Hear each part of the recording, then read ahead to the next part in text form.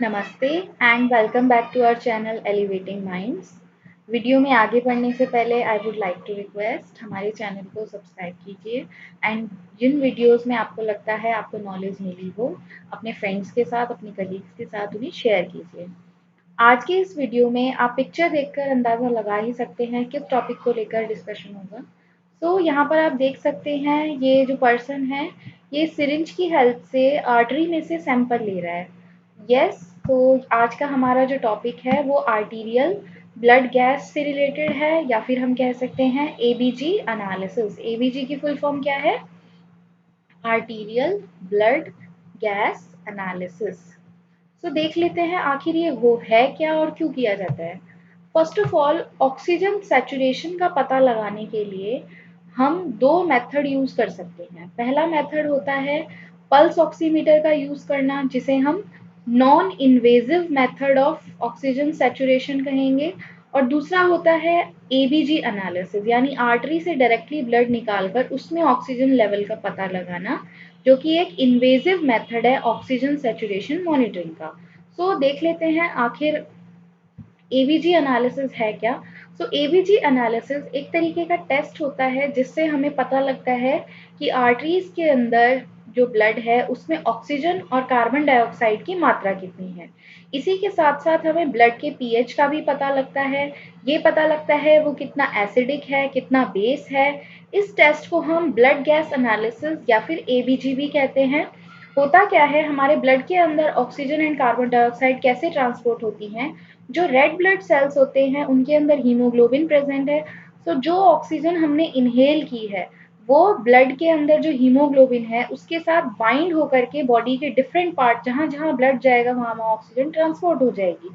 Same way में carbon dioxide भी haemoglobin के साथ मिलकर के जब हम एक्सपीरेशन करते हैं वहां से एल्वियोलाई के थ्रू वो क्या हो बाहर आ जाती है कार्बन डाइऑक्साइड। किसी भी रीजन से अगर ये जो नॉर्मल एसिड बेस का बैलेंस है ये डिस्टर्ब हो जाता है, पर्सन को डिफरेंट प्रॉब्लम्स हो सकती है। लाइक डिस्निया हो सकता है, सांस लेने में प्रॉब्लम हो सकती है, पर्सन शॉक में जा सकता है, सांस की तेज चल सकती है, देन ब्रेन इंजरी हो सकती है अगर ऑक्सीजन का लेवल कुछ ज़्यादा ही कम हो जाए। ओके, सो देख लेते हैं आर्टीरियल ब्लड गैसेस के कंपोनेंट क्या क्या होते हैं। पहला कंपोनेंट है पीएच। पीएच हमें क्या बताता है, कोई चीज कितनी एसिडिक है या कितनी अल्कलाइन है। नॉर्मल वैल्यू ब्लड के पीएच की कितनी होती है, 7.35 टू 7.45। इससे नीचे वैल्यू जहां जाएगी वो एसिडिटी बताता है, इससे ऊपर जहां वैल्यू जाएगी वो एल्कलिनिटी या बेस बताता है। दूसरा कंपोनेंट है कार्बन डाइऑक्साइड, जिसकी नॉर्मल वैल्यू होती है 35 टू 45। इसे आप याद रख सकते हैं पीएच के नंबर से। देन PO2 क्या होता है, oxygen, partial pressure of oxygen, वो होता है 80 to 100। Then HCO3 bicarbonate ion 22 to 26। Oxygen saturation normal कितना है, 95 टू 100%। वैसे 98 टू 100% को हम नॉर्मल कंसिडर करते हैं।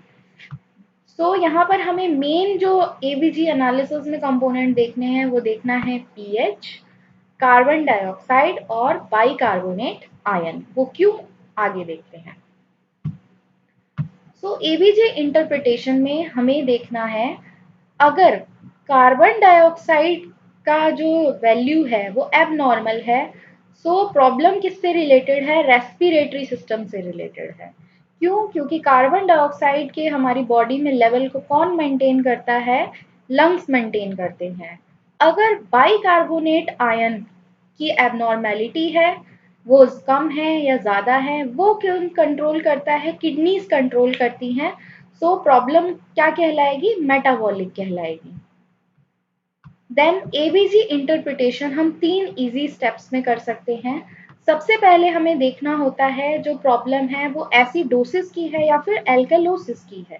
एसिडोसिस यानी एसिडिक है, एल्कलोसिस यानी एल्कलाइन या बेस है। सबसे पहले हम पीएच देखेंगे। अगर पीएच 7.35 से कम है तो कौन सी प्रॉब्लम होगी, एसिडोसिस होगी। अगर पीएच 7.45 से ज़्यादा है तो प्रॉब्लम क्या होगी, अल्कलोसिस की होगी। सो स्टेप 2 में हम देखेंगे प्रॉब्लम रेस्पिरेटरी से रिलेटेड, सिस्टम से रिलेटेड है या मेटाबॉलिक से अराइज हुई है। तो सबसे पहले देखेंगे हम PaCO2। अगर हमारा कार्बन डाइऑक्साइड की वैल्यू नॉर्मल है, बाइकार्बोनेट की एबनॉर्मल है, तो प्रॉब्लम मेटाबॉलिक है। अगर बाइकार्बोनेट नॉर्मल है, कार्बन डाइऑक्साइड एबनॉर्मल है, तो प्रॉब्लम रेस्पिरेटरी है। आप इसको ऐसे याद रख सकते हैं, कार्बन डाइऑक्साइड कंट्रोल करता है रेस्पिरेटरी सिस्टम एंड बाइकार्बोनेट का लेवल कंट्रोल करता है हमारा kidneys, metabolic system. Next step 3 है। अब हमें ये देखना है जो प्रॉब्लम है वो कंपनसेटेड है कंडीशन है या पार्शियली कंपनसेटेड है या अनकंपनसेटेड है। तो रेस्पिरेटरी अगर एसिडोसिस है और या एल्केलोसिस है, उसका कंपनसेशन कैसे होगा, बाई अगर रेस्पिरेटरी एसिडोसिस है यानी कि कार्बन डाइऑक्साइड की वैल्यू ज़्यादा है, ब्लड में एसिडिटी ज़्यादा है, तो बाइकार्बोनेट आयन क्या करेगा, अपनी वैल्यू को इंक्रीज कर लेगा, यानी 26 से बढ़ जाएगा, जिससे कि एसिड बेस बैलेंस को इक्वल होने का मौका मिलेगा, बैलेंस होने का।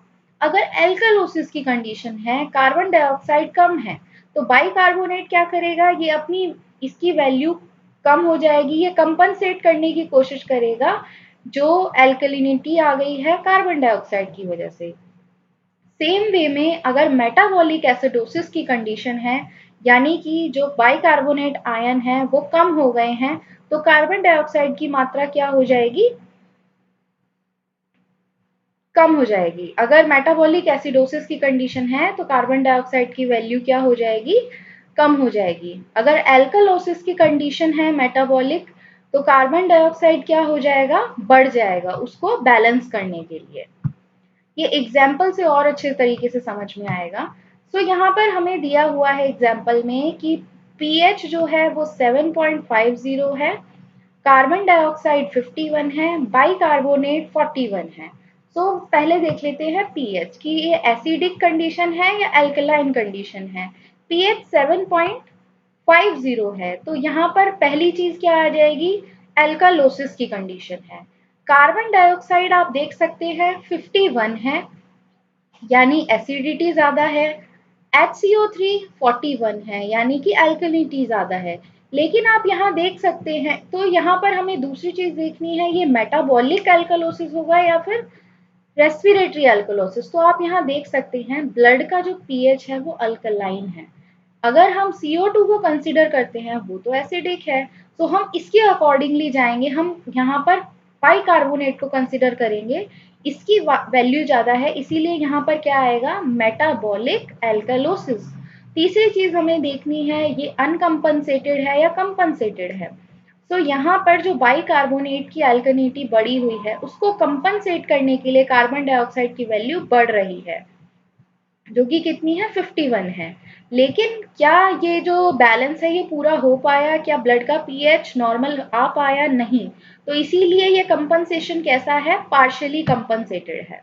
इसका आंसर देख लेते हैं, alkalosis, metabolic alkalosis which is partially compensated. अगला एग्जाम्पल देख लेते हैं। सॉरी, यहाँ आंसर ऑलरेडी लिखा हुआ है, तो फिर भी आप इनको खुद सॉल्व करने की कोशिश कीजिएगा। पीएच 7.30 है, कार्बन डाइऑक्साइड 50 है, बाइकार्बोनेट 49 है। तो यहाँ एसिडोसिस या फिर एल्कलोसिस का हमें कैसे पता चलेगा, हम यहाँ वैल्यू देखेंगे 7.35 से नीचे है, दैट मीन्स कंडीशन एसिडोसिस की है। कार्बन डाइऑक्साइड 50 है, बाइकार्बोनेट 45 है। अब यहाँ एसिडोसिस की कंडीशन है, तो हम किसको कंसीडर करेंगे, कार्बन डाइऑक्साइड को कंसीडर करेंगे, क्योंकि जितना ज्यादा कार्बन डाइऑक्साइड ज्यादा होता है उतना ही ब्लड की एसिडिटी ज्यादा होती है। तो ये कंडीशन रेस्पिरेटरी एसिडोसिस की हो जाएगी। क्या बाइकार्बोनेट नॉर्मल है, नहीं, वो भी बढ़ा हुआ है, दैट मीन्स यहाँ कंपनसेट करने की कोशिश हो रही है। तो लेकिन क्या पीएच नॉर्मल आ पाया, बिल्कुल नहीं। सो ये क्या है, पार्शियली कंपनसेटेड कंडीशन है। देन तीसरा एग्जाम्पल है, पीएच 7.35 है, कार्बन डाइऑक्साइड 48 है, बाइकार्बोनेट 31 है। तो यहाँ पर हम कैसे, यहाँ तो पीएच नॉर्मल है, तो हम कैसे पता लगाएंगे ये एसिडिक है या बेस है। हम 7.35 से लेकर 7.39 तक जो है उनको एसिडिक मानते हैं। देन 7.4 0 से लेकर के अप टू 7.45 को हम बेस मानते हैं। तो यहाँ हम CO2 देखेंगे, यहाँ पर हमने एसिडिक देख लिया। एसिडिटी कब ज़्यादा होगी? जब कार्बन डाइऑक्साइड ज़्यादा होगा, इसीलिए यहाँ पर क्या है? रेस्पिरेटरी एसिडोसिस की कंडीशन है। अब क्या वो कंपनसेशन हो रहा है, वो इनफ है या नहीं? So here you can see pH normal आ गया है दोनों के बैलेंस के कारण, तो इसीलिए ये फुल्ली कंपनसेटेड कंडीशन है। अगला देखते हैं 7.43 है पीएच, CO2 49 है, बाइकार्बोनेट 35 है। पीएच नॉर्मल है, कार्बन डाइऑक्साइड बहुत ज़्यादा है, बाइकार्बोनेट भी बहुत ज़्यादा है, लेकिन मैंने आपको बोला था हमें कंसीडर क्या करना है? 7.41 से लेकर 7.45 तक एल्कलिनिटी। तो यहाँ पर ये एल्कलोसिस की कंडीशन हो जाएगी। अब एल्कलोसिस है तो हम CO2 तो कंसिडर नहीं करेंगे, हम बाइकार्बोनेट कंसिडर करेंगे, इसीलिए ये मेटाबॉलिक एल्कलोसिस होगा एंड पीएच क्योंकि नॉर्मल हो चुका है तो ये फुल्ली कंपनसेटेड कंडीशन है। आखिरी एग्जाम्पल देख लेते हैं। पीएच 7.8 है, कार्बन डाइऑक्साइड 28 है, बाइकार्बोनेट 22 है। तो यहाँ पर पीएच ज्यादा है नॉर्मल से, एल्कलोसिस होगा। कार्बन डाइऑक्साइड नॉर्मल से कम है तो ये रेस्पिरेटरी एल्कलोसिस होगा। अब ये अनकंपनसेटेड क्यों है? अगर बाइकार्बोनेट का लेवल क्या होता? हमारा बढ़ रहा होता, यानी इसके लेवल में चेंजेस आए होते, दैट मीन्स कंपनसेशन की कोशिश हुई है, लेकिन यहाँ पर ऐसा कुछ नहीं हुआ। दैट मीन्स ये कंडीशन क्या है? Respiratory alkalosis which is uncompensated. एक बार दोबारा रिवाइज कर लेते हैं। पीएच को कंसीडर किया जाता है, 7.35 से नीचे है तो वो एसिडोसिस होगा, 7.45 से ऊपर है वो एल्कलोसिस होगा। अगर प्रॉब्लम CO2 से अराइज हुई है तो वो रेस्पिरेटरी होगी, अगर बाइकार्बोनेट से अराइज हुई है वो क्या होगी? हमारी मेटाबॉलिक कंडीशन होगी। अब हमें ये कैसे पता चलेगा वो रेस्पिरेटरी अल्कलोसिस है या मेटाबॉलिक अल्कलोसिस है?